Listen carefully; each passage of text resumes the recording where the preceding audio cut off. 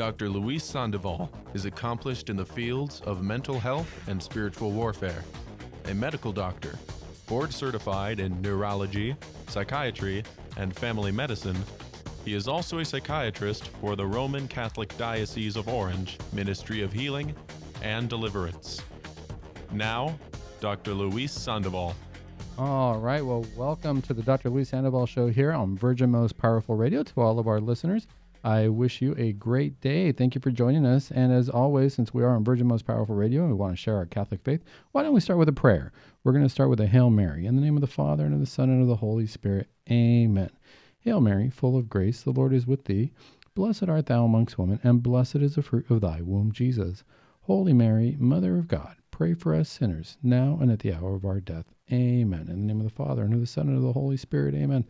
Well, listeners, today we have a great show. You know, I always enjoy interacting, and I always say this show is not just for us to share our faith, but it's really for us to share about each other, about our lives, and how our faith really impacts our lives, because that's really what it comes down to. You know, the whole purpose of following our faith, following our religion, wanting to learn more about Christ is really because it's going to let us know how we live our lives. Part of living our lives really is forming families, and I get a lot of joy from interacting with our listeners, from reading your emails and your comments. A lot of the comments that I get are from family members, though, when it comes to, as we know, we're here in the clinic, we're talking about mental health, physical health, spiritual health. And when it comes to mental health, a lot of my listeners, especially parents, ask me, what's going on with my kids? Where did I go wrong? What happened in terms of, I thought I raised my kids well. I thought I taught them the faith. I wanted them to go in the right path. And all of a sudden, as they get older, they're making their own decisions. And it sure doesn't seem like what I was hoping that they would make. And then on top of that, what do I do if my child has mental illness? Well, today I have a very special show because I do have a guest with us. It's one of our listeners here at Virgin Most Powerful Radio, who reached out to me and wanted to share their story. And we're going to call this listener Denise for anonymity's sake. And Denise is here with us. Denise, are you there? I am here, yes. And Denise reached out to me because she had questions, and she said, I want to know what's going on with my family. There's things I want to share. There's things I want to think about in terms of our faith. And how do I deal with this? What is it that I do? Denise, share with me a little bit about why you wanted to reach out and what was your concern? What was heavy on your heart? It dealt with one of my children, my oldest. He is an alcoholic, and he goes through sessions where he's fine. He gets a job. He's very productive. He's great personality. And then all of a sudden he falls off the deep end with drinking.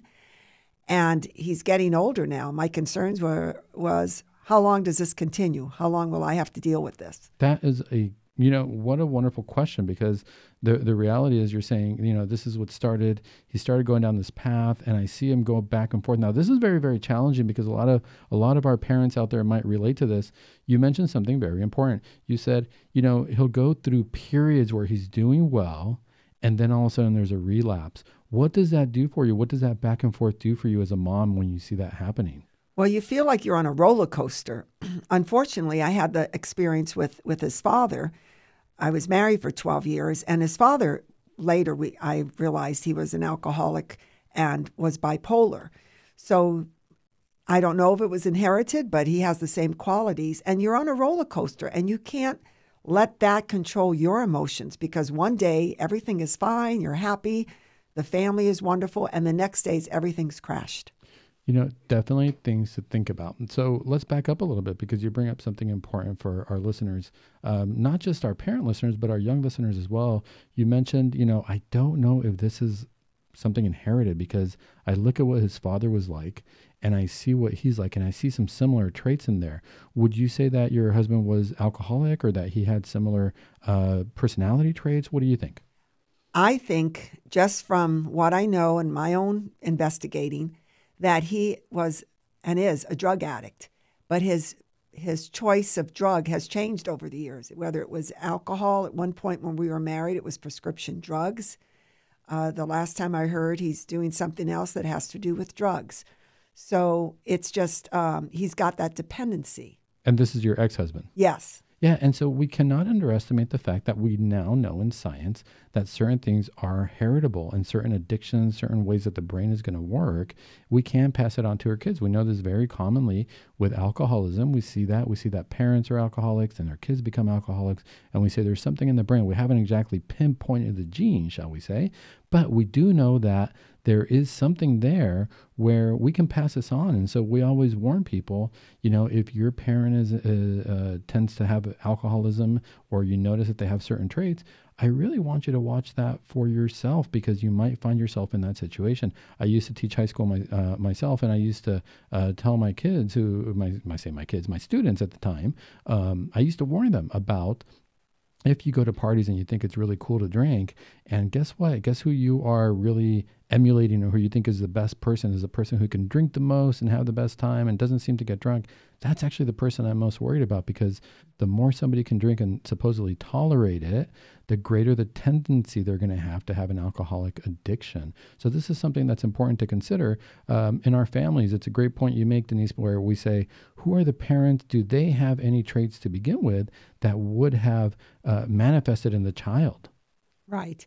Well, and I think it's something, because you have all ages listeners, when a young man or a young woman, they're dating, they need to look at that. You date to mate as a Catholic. You don't just date for fun. You want to see who's the person. Mm-hmm. Is God calling you to be married, to be single, to go into a vocation as a priest or a sister?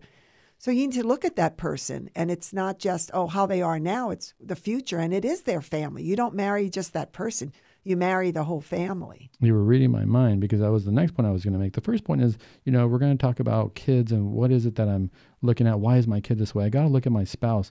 But you're reading my mind, because really at the end of the day, I got to make that decision before I even get married. A lot of times as we're kids, we fall in love. There's that great sense of infatuation of nothing's going to stop us. Our love is going to be enough. But we need to really consider and take a step back when I realize this person is great. But guess what? Is this who I want to be the father of my kids? And do I want my children to potentially have the traits that this person has? Right. And not only that, I know a lot of young ladies, myself included, where you have the mentality of, well, I can change him. And I don't know if guys go through that. Maybe they do. But a lot of women, that's just a minor thing. I can change that. That'll change as he gets older. And it's not true. I think this is very true. I mean, this is very important, because I think what we go through is we go through the phase of, when we're married, right now, this is happening. But when we're married, it'll be different, because it'll just be us. But you brought up something very important. You don't just marry the person, you actually marry the whole family. So this is why it's so important as you're courting, before you even have children, before we even get to that point of questioning what's going on with our kids, as we're courting, as we're dating, as we're getting to know the person, it's so important to get to know not just their quirks, but what are their family's quirks, because they're bringing that into the relationship. Right. And you want to spend time. I know people say, it was love at first sight. Well, sometimes you need to spend time. And when people tell you, when the church says you have to enter into, contacting the church and wait 6 months before you even set a date, that there's truth in that. There's wisdom in that, because you don't know a person right away. And time tends to tell you how that person really is. Absolutely. That's one of the biggest things that we don't have nowadays, right? We're talking about technology and what we do. We want answers right now. If I order something online, I want it to come to my house tomorrow. Right. If I, text somebody and they don't reply within 30 seconds, well, what's going on? I need it right now. And we forget that there is really a lot of wisdom and a lot of growth and maturing that happens if we just take a step back and give things time. Denise, one of the best pieces of advice I ever got, and this was just when I was kind of dating. I think I was in college, and somebody who was working at the church, she was there. I was working at our church, at our front office, and there was a lady who was working there as well. And the best thing that she ever told me, the best thing I ever heard was, just because you're in love with somebody doesn't mean that they're the right person for you. Right. That's so true. Because in your life, you fall in love with people, different types of relationships. And to me, when I look back, because I have a wide range of friends in age, and I see a lot of older people where they started out as best friends. They never, ever thought they would ever get married. And that tends to be the best marriages. Friends of mine that were in youth group together, or they met each other at church and they stayed close that way as friends. They are the ones who ultimately got married, and their marriages have been strong, because it's not all about the physical. It's about being having common interests. I think the number one thing in marriage is your faith. I really do believe that, because I've seen so many marriages struggle, especially if one of the spouses moves away from the church. They're not interested anymore. Everything else seems to fall apart. You know, that is so true. I heard a speaker one time talking about politics. He was talking about politics and different things that were going on and different policies and whatnot. And one of the things he was talking about was relationships. And he said, if you don't have the same political background, if you don't have the same political views, you're probably not going to make it into a relationship. I think what you're saying is even more powerful. If you don't have the same faith base, right, how in the world are you going to share a true marriage, a sacramental marriage? Exactly, because in a marriage, every decision you make should come from what the church teaches us, right at the very beginning, in terms of how many children you want. I remember being in an engaged encounter, and we were 6 couples, and we had to right then and there discuss things in front of everyone. And I remember a couple where she just assumed, you never should assume, but she assumed that they were going to have a lot of children. And he just said, I don't want children. There was a silence in the room. You could hear a pin drop. She was in shock. They had never spoken about that, and yet they weren't on the same page, and they ultimately did not get married. You know, and this is true. These are the precursors to really seeing how a marriage is going to go, and really, how are we going to raise the kids together if we can't decide, if we can't think on the same lines? How are we going to know how to raise our kids in the same way? Very important topic. More when we come back. We're going to talk about kids, raising them in the church, and how to keep them in the faith.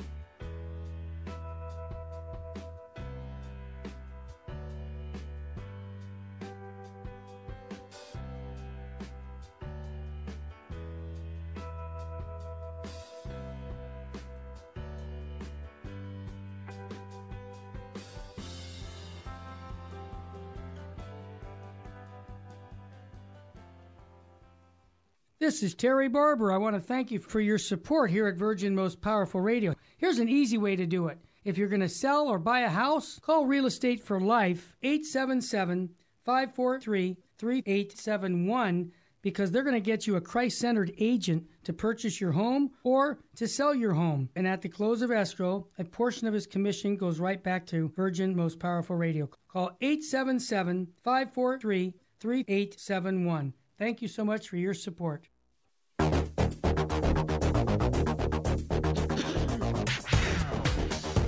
All right, welcome back, listeners, to Virgin Most Powerful Radio. Today we have a great show. We're talking about family, kids, and how do we raise our family in the faith, and what happens when things don't go our way? Where do we seek help, and what do we do? We have our special guest, our listener Denise, who is with us sharing her story. One of the things we were talking about before the break was, if we're going to talk about kids, we can't start really talking about how to raise the kids if we don't talk about how do we even get married, how do we meet a mate, who are we raising the kids with. And it's so important to really get to know who I'm raising the children with, or even if they want to have kids. As Denise was telling us, you were telling us about a couple at your engagement encounter who realized right then and then when they were in the retreat that one wanted to have kids and the other never did, and that marriage did not work out. Exactly. And that's one of the main things you need to speak about, how to raise your children, how many you're going to have. And of course, through our faith, we're blessed with natural family planning. We can always work on that and know how many children. And but ultimately, it's you pray about it together. It's something that you do as a couple. You don't just make a decision. Well, I'm going to have X amount of children. It's got to be what God leads you to do. I think that's so important. I think it's important to realize as we are thinking about getting married, we're engaged, we're thinking about, actually being in the sacrament of marriage, that we not only talk about each other. It's so easy to talk about how much I love you and what I think about you, but really how are we going to raise the kids? Because I think about in terms of, let's say that there is a couple who really hasn't discussed, do I want to have kids or not want to have kids? And let's say that the man really wants to have kids and the woman doesn't. And what's to say what's going to stop her from having an abortion if she gets pregnant or something along those lines? Exactly. And so it's something to think about. This is why we have to have these conversations, because especially gentlemen, if you're out there, you want to know that you are part of parenting. We forget sometimes how important the father is, this being the year of St. Joseph. I'm always putting a little plug for St. Joseph in my shows. We forget how important the father figure is in the marriage. Denise, you were telling me about how you had a difficulty with your spouse, and what did that do for your kids or your marriage? It had a terrible effect on all of us. Part of it was I tried to stick with it. I pushed to go to couples counseling. Mm-hmm. We tried 3 different times with a priest, with a sister, with a lay person. And each time, after a few sessions, they would say that he needed counseling on his own. But I wasn't privy to that, and I wasn't told why. And I understand that with confidentiality, but he would not open to me what was going on. And so I, as a good Catholic and someone who was driven, I was always a good student, and wanted to be the best mom, the best wife. I didn't want to give up the marriage, and I kept trying and trying until finally I realized I was doing more harm than good. How so? Why did you feel you were doing more harm at that? Because we were in a situation which I don't know how often it happens, but there was physical abuse. Sure, I'm sorry to hear that.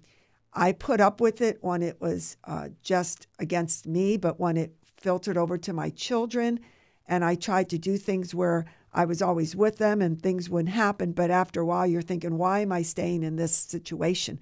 This is not a healthy situation. And I had to think, if a friend came to me and was in my situation, what would I tell her? And I would tell her, get out of there. And eventually I did. And it's so hard because, on the outside looking in, normally we think, oh my gosh, that would never happen to me. And if I were ever in that situation, boy, I would get out right away. But once we find ourselves in that situation, it's a little bit more complicated, isn't it? It is. And sometimes even after people found out, about the separation and that sort of thing, they had a hard time believing what had happened. Sure. And because you see these people, you see them at church, you see them out in the street, they're very jovial. They're very, oh, look, that's a nice couple with all these kids. But they don't really know what goes on behind closed doors. It teaches us not to have rash judgment, which is a terrible sin to have. Well, let me ask you this, and let me, not that you would know, but looking back, it's very interesting that you told me you guys went to couples counseling, and the counselors would tell you, he really needs help on his own. Aside from couples counseling, it's more than just about the couple at this point. Now, there's something going on with him. Looking back, can you speculate? Can you tell us, what do you think was missing for him? What do you think that they were, why were they suggesting this? What did he need to work on? He had lied to me during the courtship. I remember meeting him at church, and he telling me, oh, I don't drink alcohol. And I thought, oh, thank goodness, because for me, that was a big deal. My brother and I, we grew up where our parents owned bars and restaurants. And they always say when you're in that environment with a lot of people who drink and are alcoholics, you either become one yourself or you go all the way the other way. You become a teetotaler. Sure. Both my brother and I are like that. We don't drink at all. And so that was a big thing for me. I said, oh, good, this is another thing that's going to work.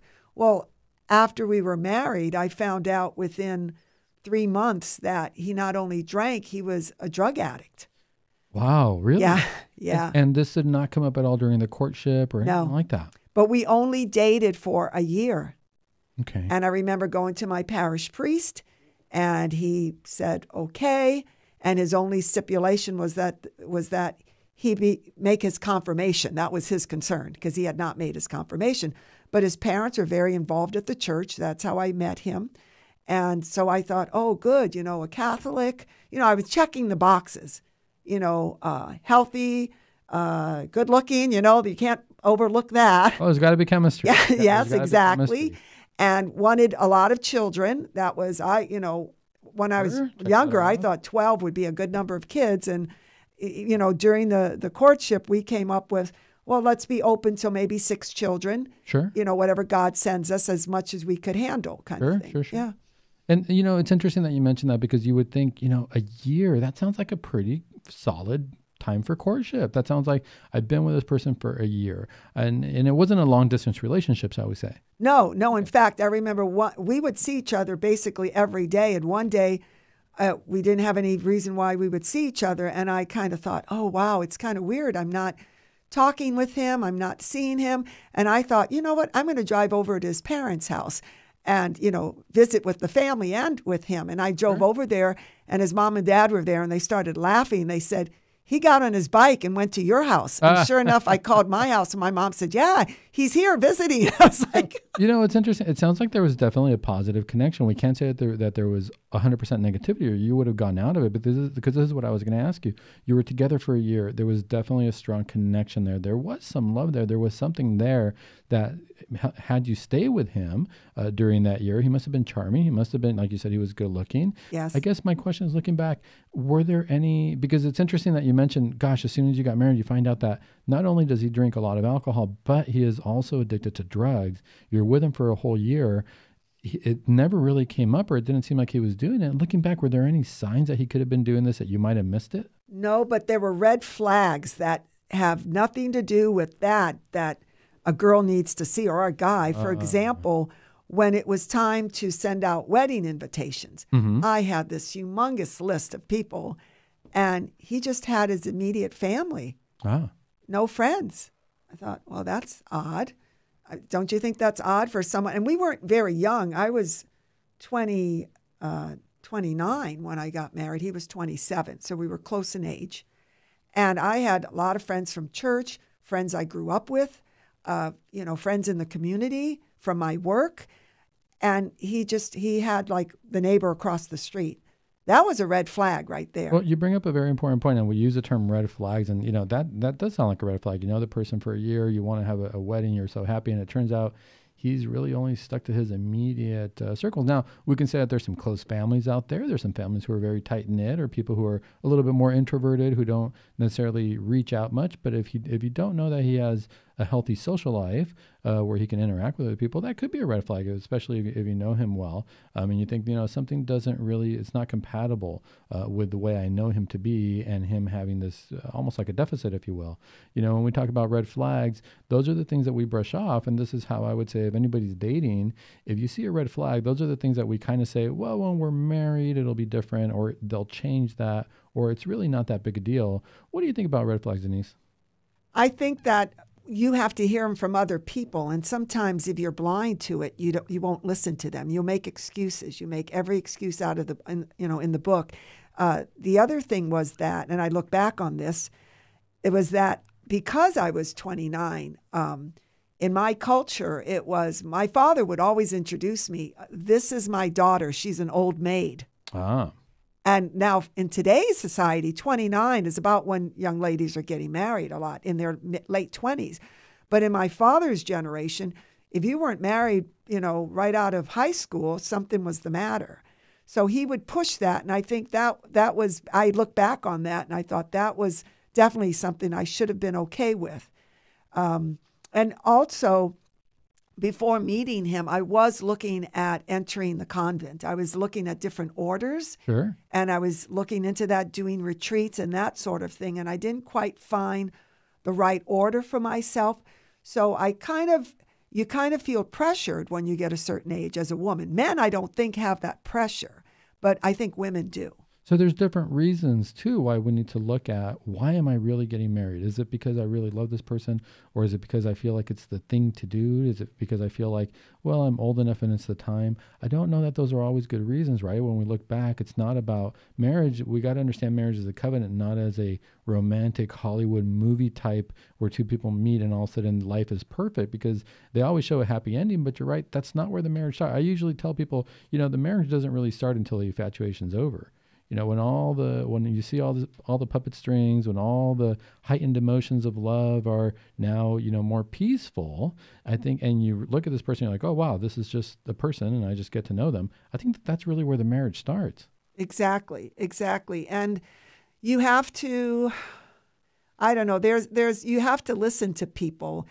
Some people will give you bad advice, but when people keep giving you the same advice from different angles, you need to stop and say, why are they saying this? Yeah, if you're hearing it more than once, that is something to consider. And I think if nothing else, I think it's important to consider not just for ourselves, but this is really where I tell people, take a step back, look at who it is that you're going to marry. I'm glad that you're in love with them and that you feel that they're great. Is this who you want to be the mother or the father of your children? Right. And the other thing is, a lot of people don't look at the educational levels of the person. I'm not saying everyone has to have the same degree, but you have to have that love for learning, because that's important when you're raising your children. If you're okay with your child doing a minimum and the other person isn't, that's going to be a problem. So I know recently a young man that is dating, and a friend said, wow, she's going to school again. That might be a reason for them to separate, because she's going to more advanced degree in the medical field and he's not. And I said, well, if he supports her and he does that journey with her, and there's not a problem there. But there is one, if someone is they want to read and they want to talk about issues and the other person doesn't have an interest in that, that could be a big problem. That's absolutely right, because one of the things you need to consider is, I need to have conversations with this person. Do they have the same intellectual interest? Do they have the same intellectual drive? And if I want to advance my career, if I find academic degrees important to me, and it's probably something I'm going to find important for my children, are they going to encourage my children to also go in that path if that's something that's important? These are all such important topics to consider. We're going to consider now, when we come back, what does this mean for our children? We think we find the right spouse. We look for these characteristics. What does this mean in terms of how am I going to raise my children, and what are my children going to be like? More when we come back.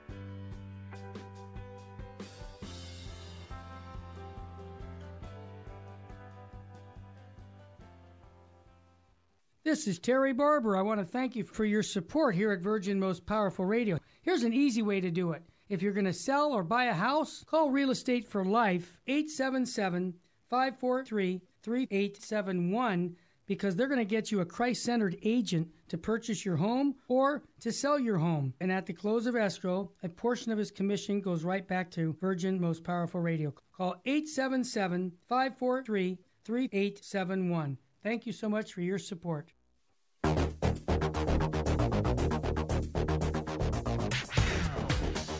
All right, listeners, welcome back to Virgin Most Powerful Radio. You're listening to the Dr. Sandoval Show, and I am Dr. Sandoval, your host. Today we have our special guest, Denise, who is sharing her story with us. We're talking about marriage, family, raising children, and what to expect. How can we do this in a more Christian way? I'd like to read a Bible verse, Psalm 127, verse 3. Children are a gift from the Lord. They are a reward from him. Denise, what do you think about that Bible verse? It's so true. They are a gift, but we need to treat them like a gift. We always have to put love first for our children.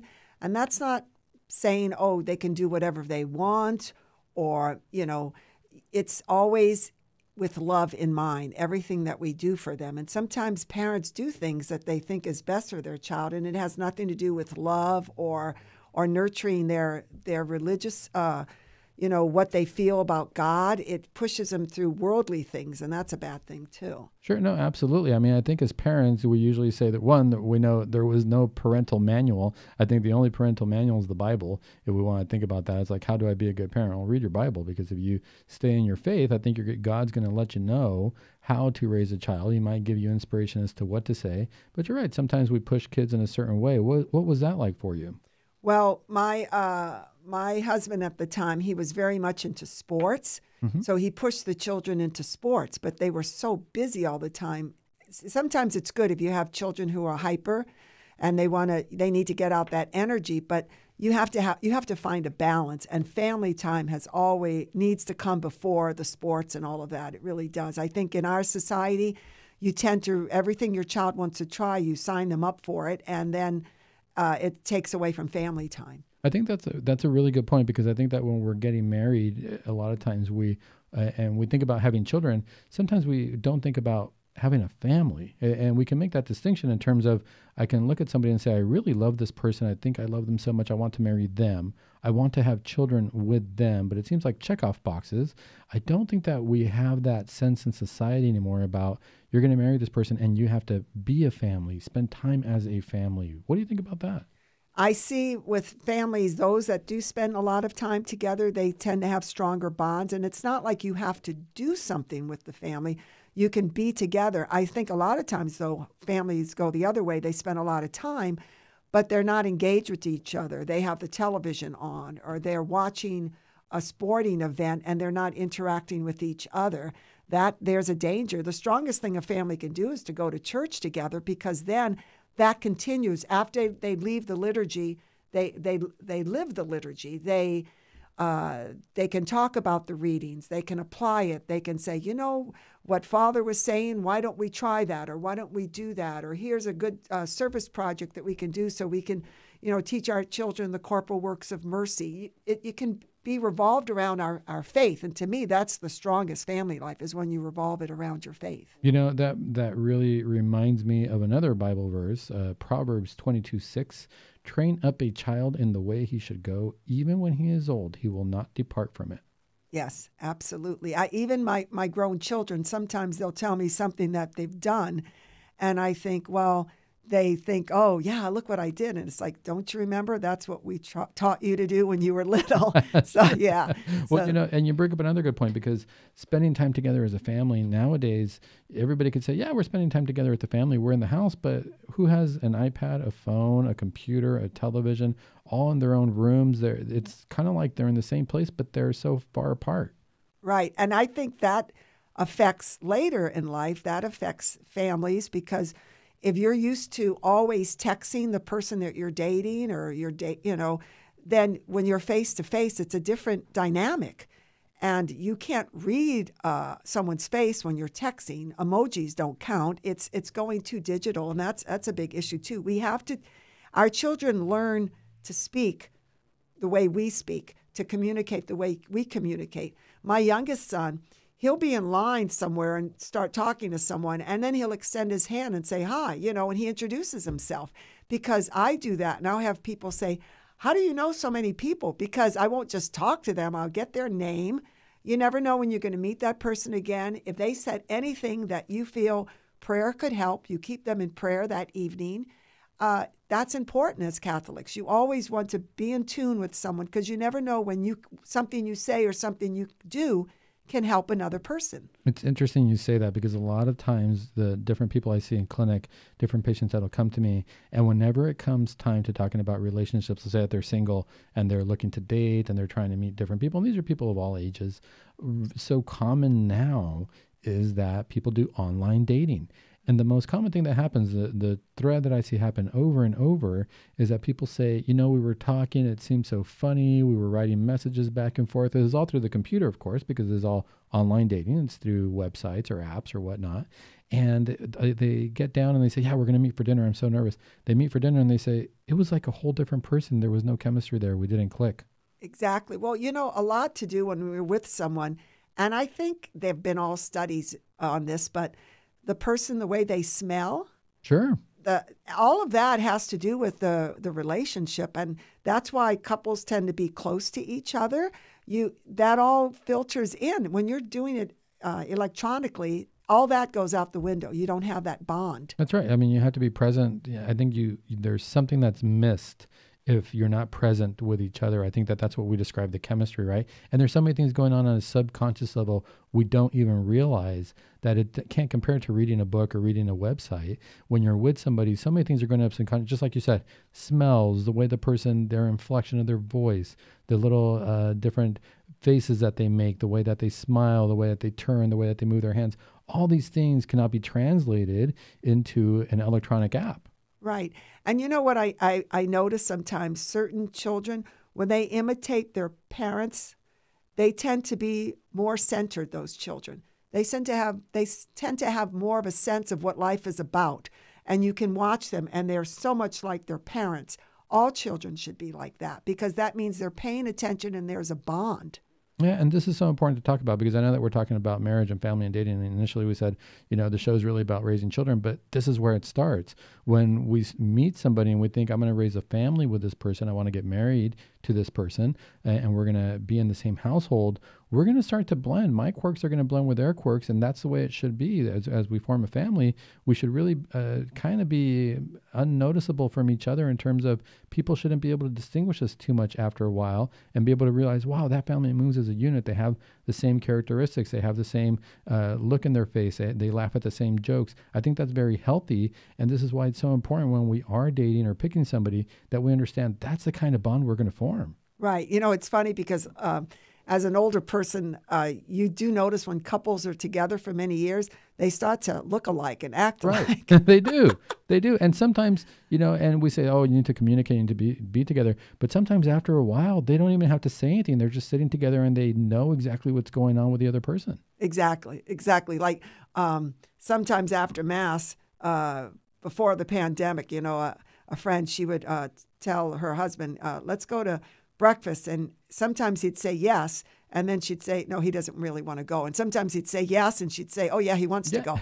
How can you tell? I could tell, It's the same scenario, right? You start to get to know each other. And I think that's really what it means, that you know each other intimately. Right. When we hear the word intimate in society, we always think that there's a physical connection. We always think that there's something along those lines. But really, to know somebody intimately means to really have that sense of who they are without them even really saying much. Right. Okay, so again, my many years of living, sometimes the most intimate relationships I've ever had were non-physical. We're just really good friends, whether it was a guy or a girl. You just get to know that person because sometimes I really think the whole physical thing is just reserved for marriage. It really is. And so when you have that intimacy with someone, it means so much more than the physical. It really does. I think you're right. And I think that the reason that the church in its wisdom reserves the physical intimacy for marriage is because in society right now is like, as they say, we're putting the cart before the horse. We're talking about intimacy so much and it's in your face and it's on advertisements and, it sells products. But the reality is intimacy has to happen before the physical.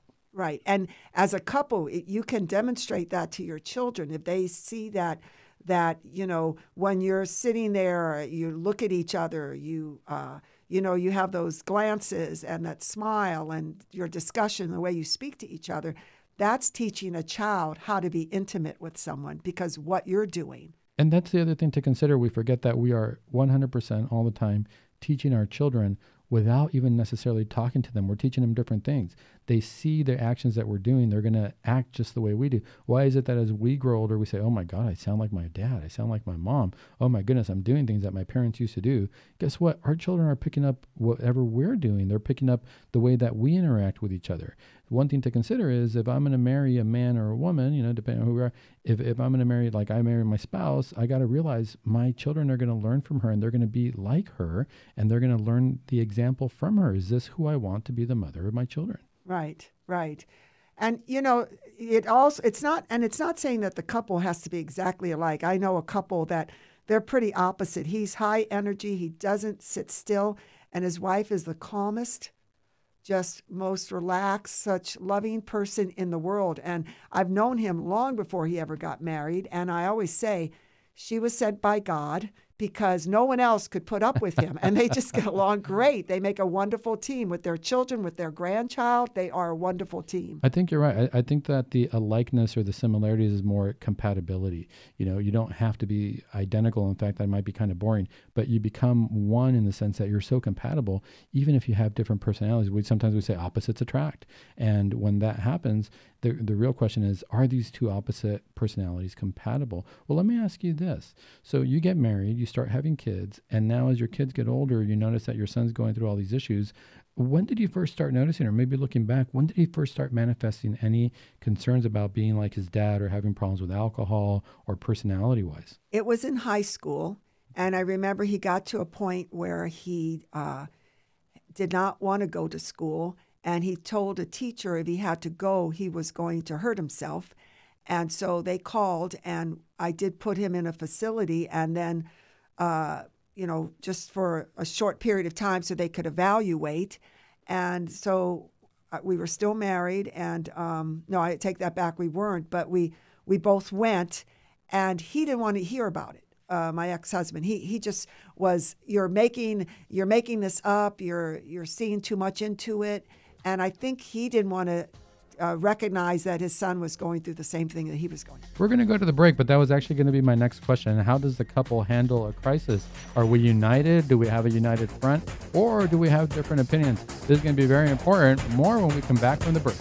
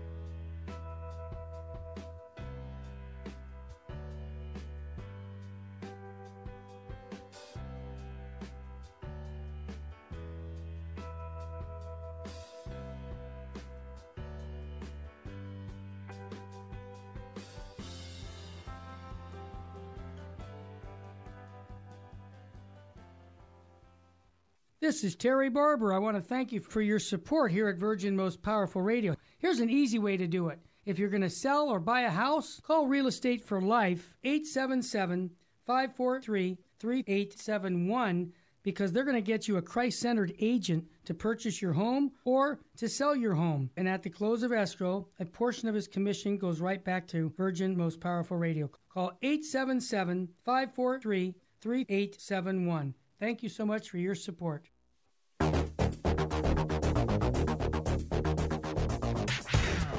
All right, welcome back to the clinic. You're listening to the Dr. Sandoval radio show here on Virgin Most Powerful Radio.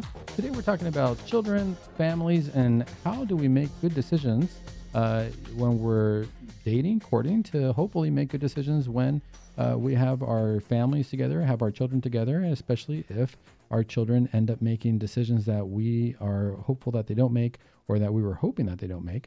Let me read you a Bible verse here. Proverbs chapter 1, verses 8 through 9. Hear, my son, your father's instruction, and forsake not your mother's teaching, for they are a graceful garland for your head and pendants for your neck. Now, that Bible verse sounds like it's speaking to a son or daughter saying to listen to your father's and mother's teaching. But as a parent, I listen to that and I think, boy, I better have a good teaching, because if this is what my kids are going to listen to and the Lord is asking them to listen to me, I better be prepared to listen to them. Now, Denise, you were telling us before the break that when you first started noticing that your son had certain issues, he started wanting, it seems like he was depressed. You said he didn't want to go to school, or he said that he would end his life if he was going to go to school.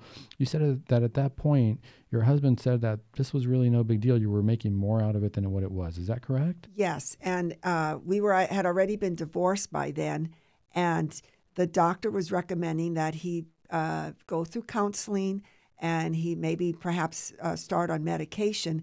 And my ex-husband at that time did not want him to go into counseling.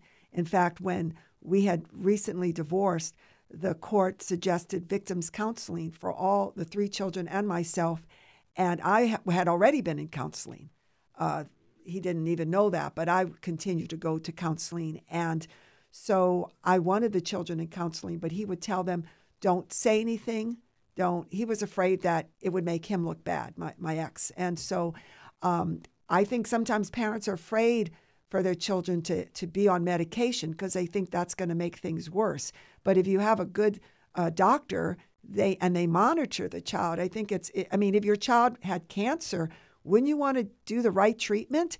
We can't look at mental illness any differently than we look at any other illness. Now, does your son remember that? Does he remember that time in his life?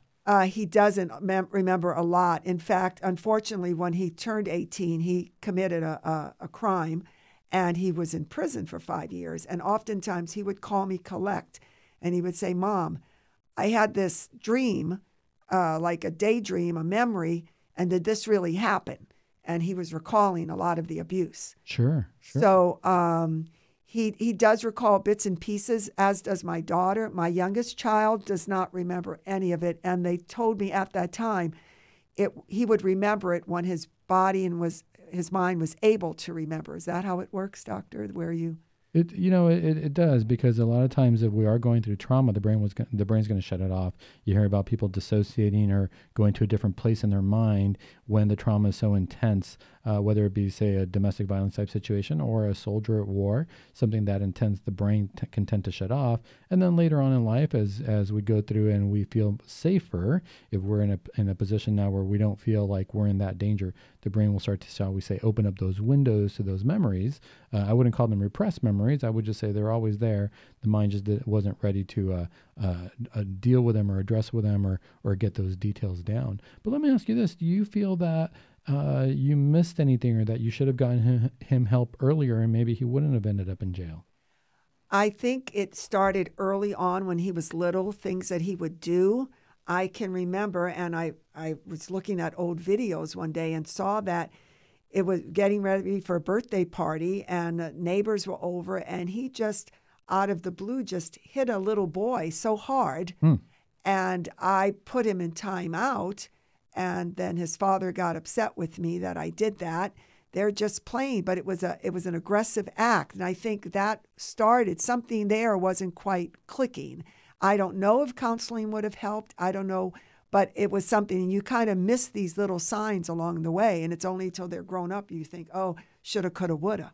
You're right. And it's hard to say. I wouldn't tell parents, oh, as soon as you see one incident like that, that's guaranteed you got to go to a counselor or something along those lines. Those are kids, they're isolated incidents. But you're right. When we start looking at a pattern, if we start seeing it as a whole, if we see that this continues over time, then all of a sudden we have to ask ourselves, is there something going on with my kid? Is there something further? And a lot of times when it comes to kids, usually when kids come into therapy or counseling, as we know, the majority of the time we got to ask ourselves, what's going on with the parents? Are they getting along? Are they creating a sense of space in the house? Right. And I can remember when he called once as an adult and said, he said, do you know what bipolar is? And I said, yes, I do. Do you? He said, no. And I said, what makes you ask me that? He said, because someone said that to me. And I remember when I was in high school, he was an extreme athlete in all sports. Two of my children were, and something he had done on the basketball court, somebody said, "What are you, bipolar?" And he just kind of just ignored it. And then as he was, in prison, and you have so much time to think and reflect, that came back to him. And I said, "Yes, doctors thought you had that, but we never treated it. And you have to be careful what you say, not to make the other parent look bad. So you just kind of leave it alone." But I think he realized that as he's grown up, that was an issue. So where do we find ourselves now? So we got married, we look back on whether we decided that it was a good choice or bad choice or whatever happened in terms of our relationship. We have our kids, and now our kids are making these decisions, or we see that they might have some mental health issues. As a parent, how are you feeling? Well, I always find it difficult because, they have the HIPAA laws, which is that what they are? And that HIPAA laws, you can't find out information unless a person, any medical information, whether it be mental health or physical health, nobody can divulge that to you unless the person themselves, be it your kid or the patient, wants to share that with you. Right. So one of my children was very good about putting me on everything. So I was able to go through the therapy and do everything with her, and she got a lot healthier because of it. But the other one, he's very private. And recently he had medication, and I even said, what is it? What are you taking that medication? Why? What did the doctor say? He says, it's private matter. So I have to respect that because he's an adult. So then you've got this, you have to add that relationship. No, you're not, you can't say, well, I'm your mother, because that doesn't work anymore. You know what I mean? And you know what? A lot of parents come to me and they say, Dr. Sandoval, what am I supposed to do now? I feel guilty. I feel like I could have been the cause of my child's mental health or any kind of ailments. I feel that maybe I contributed to them doing drugs. Maybe I did something. And a lot of things that I remind my patients about, or actually the parents of my patients about, is I tell them, look back at yourself and look at your own parents, and how responsible are your parents for everything that you did, for choosing to get married, for making whatever decisions you made, sneaking out of the house or doing something on your own. How responsible do you hold your parents? I always remind parents, your kids, they're going to have their own free will too. Mm-hmm. Well, and I think sometimes when you're grown, like when I grew up, I didn't do a lot of naughty things, Sure. I was kind of a homebody. It was all about staying home, working on my music, working on my studies. I thought even when I was young, I would become a sister. And so that when my children started to do things, I always gave them the benefit of the doubt. And I should have had my eyes wider, they should have been wide open. Sure. I mean, and what I always tell parents is don't ever stop being a parent. So don't underestimate if your kids feel annoyed by you because you're telling them what to do or you're giving them advice. You don't want to be overbearing either. But every once in a while, dropping a little nugget of advice, a little seed from the Bible, a little Bible verse or something. These are things that stick with us. These are things that we remember from our parents. I always tell all the parents out there, don't forget that your responsibility for your children, even after they're born and out of the house, we still have to pray for them. We have faith that God is still guiding them, and our responsibility is still to pray for them and make sure that we drop little nuggets of advice. Maybe ask them if they're still going to church or what it is that they're doing in the faith. Absolutely. Actually, my older one, I heard him once tell his younger brother, if we would just have listened to Mom about everything, none of us would have gotten into trouble, which is true. But I do a lot of things that they don't even realize. I mean, I'm always, now that the year of St. Joseph, they have the litany of St. Joseph, and that's a good thing to pray. He's he goes after those demons for us. Absolutely. And when you're dealing with a child with mental illness, I believe in the sacramentals of holy water, of blessed salts, always blessing, because we do have, God gives us dominion over our children, and we have to claim that. And sometimes it's not easy, but it makes us uncomfortable. We have to do what we have to do. Absolutely. I think that we can never stop being a parent. I always like to remind my parents, the parents too, encourage your kid to get that mental health. Be a support there. If they need to say something, be a listening ear. But we also don't want to fall into the trap of enabling them, because sometimes we feel like we have to do everything for them. Oh my gosh, if I don't do this, they're not going to be able to get up and get dressed. We have to remember also that they have to put in of their part. But you're absolutely right. Saying the prayers, making sure that we have exercise salt, things of that nature, those are very important. There's a reading here from Isaiah 54:13. All your children shall be taught by the Lord, and great shall be the peace of your children. I remember that because I like that reading when it says that they're still being taught by the Lord. I got to remember that God spoke to me as I was growing up, and as I still grow up, hopefully. And a lot of what I learned, we have to remember with the eyes of faith, God is still guiding us. God will be guiding our children too. We are there to help support them as God is teaching them. Right. I think another important thing for parents to nurture is the relationship among your children, because I always tell my children, I'm not going to be around for forever, and eventually it's just going to be all of you together. So you need to learn to rely on each other. And I know when we lost my father and then we lost my mother, my brother and I are still very close. We're 2,000 miles away, but we're very close to each other, and we do have each other. And, he knows I'm always there for him, and he's always been there for me. So we have to nurture that. I know it's hard sometimes with children because they have that rivalry and they want your attention. But if you let them each know that they are each special in their own way and that they have to respect each other, that goes a long way, especially when they become adults. And I think that that's really what comes down to being a family. We can't forget that while they're getting along as they're growing up, you're absolutely right. We have to nurture not only other siblings, but by being siblings, they have a different kind of friendship. They might have rivalries, they might have different personalities, but boy, when times get tough, when the rubber hits the road, that's who they can rely on. If you can't rely on your siblings, who are you going to have? Right, absolutely. So if you instill that, because friends are great. I have wonderful friends, but there's something about your family that goes above and beyond. They'll always be there for you. Well, Denise, I want to say thank you so much for being here, for sharing your story, for really letting us have a lively conversation about family and children. And to all of our listeners, don't forget, what I want you to think about first is remind your children that who they pick as a spouse is really going to be who they're forming a family with. Once they do have children, remind them the responsibility never ends. And we know that as parents, we want to instill that faith in our children.